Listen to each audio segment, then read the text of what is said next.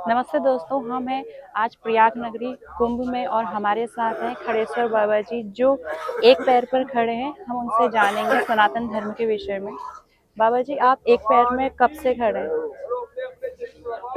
एक पेड़ पे खड़े रहना हमको वैसे ज्यादा टाइम नहीं हुआ है। अच्छा। वैसे हम फलारी बहुत टाइम हो गया हमको फलारी रहते हुए, यानी 12 वर्ष से ज्यादा हो गए फलारी अनाज नहीं लेते हम।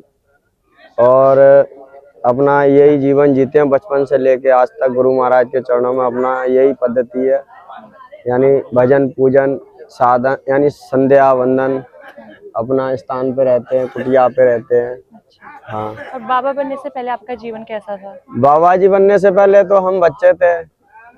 पहले बच्चे रहे होंगे तो माता पिताजी के सानिध्य में रहे होंगे तो अच्छा ही रहा होगा। कितने साल की आयु में आपने हम संन्यास 10 लिया? वर्ष की आयु में यानी गुरु महाराज के पास पहुंच गए, 10-11 वर्ष की आयु में। 10-11 वर्ष की आयु हाँ। में। और आपकी शिक्षा क्या हुई है? शिक्षा हमारी वैसे स्कूल से 5वीं क्लास तक है। अच्छा, 5वीं क्लास तक हाँ, आपने और पढ़ा है। बाकी जैसे गुरुकुल में थोड़ा बहुत दिन पढ़ाई किया हमने। यानी हम साधु हैं तो अपना हवन पूजन कोई क्रियाक्रम आदि करना है तो हम कर सकें। फलाहार में आप कौन कौन से फलों को लेते हैं? फलाहार में हमारा बहुत यानी उल्टे सिस्टम से रहते हैं हम फलाहारी। अच्छा। हाँ, शनिवार है, गुरुवार है, मंगलवार केला नहीं खाते हैं। अच्छा। कुछ भी हो, अच्छा। कितने भी कुछ भी नहीं मिले, केले ही हो तो नहीं खाएंगे। अच्छा। 5 दिन हो गए भूखे तो नहीं खाएंगे। अच्छा। ऐसे ही रहने का। क्या? अच्छा। और जैसे आप कुंभ हुआ है, हाँ कुंभ जी। में बहुत सारे सन्यासी आए हैं, तो आप सभी श्रद्धालुओं को क्या सीख देना चाहेंगे? सभी श्रद्धालुओं को हम अपनी तरफ से एक संदेश देना चाहते हैं। यदि सभी सुन रहे हो, देख रहे हो और जो अभी यहाँ सुन रहे हैं उनके लिए, सबके लिए हम एक संदेश देना चाहते हैं कि जो भी हमारे इस कुंभ क्षेत्र में आए हुए सभी श्रद्धालु हैं, वह कर्मचारी भगत, कर्मचारी, सफाई कर्मचारी, सुरक्षा कर्मचारी, व हमारे यानी स्वास्थ्य कर्मचारी, व आदि जितने भी कितने प्रकार के यानी यहाँ श्रद्धालु आए हुए हैं उनके लिए हमारी तरफ से एक संदेश है कि जो अभी यहाँ आए हुए हैं हर प्रकार से अपनी यानी भूमिका को निभाते हुए इस क्षेत्र में आए हुए हैं, इस क्षेत्र की भूमिका को निभाना ना भूलें। जैसे कि थोड़ा गंगा जी का स्नान कर लें और वह थोड़ा भगवान जी के प्रति 2 मिनट 5 मिनट 10 मिनट सुबह शाम जैसा भी हो भगवान जी को अर्पण करें अपना समय। आप लोगों की दिनचर्या कैसी रहती है? हमारे लोगों की, साधु संतों की दिनचर्या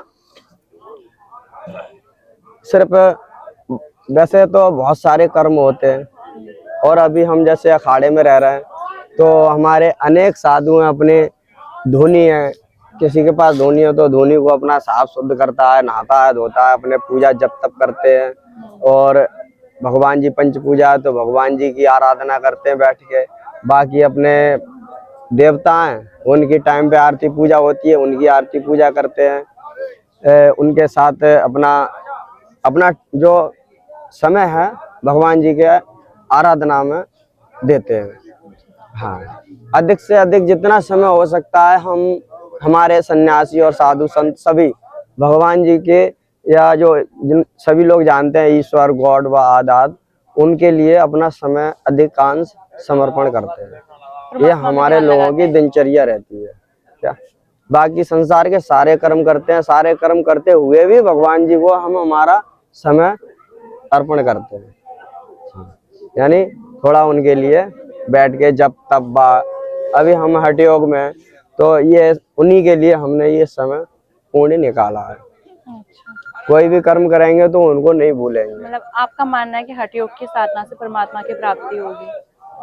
नहीं, हमने परमात्मा की प्राप्ति के लिए कहने का मतलब ऐसा सोच के साधना नहीं कर रहे हैं जिससे कि हमको भगवान जी प्राप्त हो जाएं।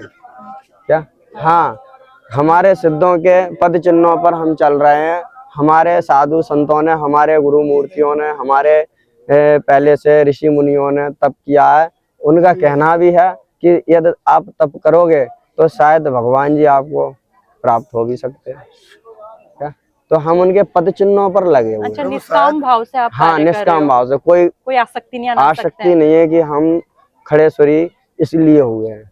यदि हम संकल्प है किसी भी प्रकार का, तो वही समाज व संसार के हित और कल्याण हेतु ही हमारा संकल्प है। संकल्प में बाकी शक्ति हमारा है। कोई निजी ना तो परिवार है, ना कोई किसी से संबंध है।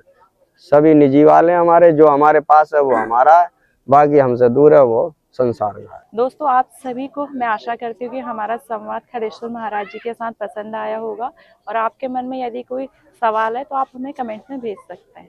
धन्यवाद। धन्यवाद। हर हर महादेव। हर हर महादेव। हर हर महादेव।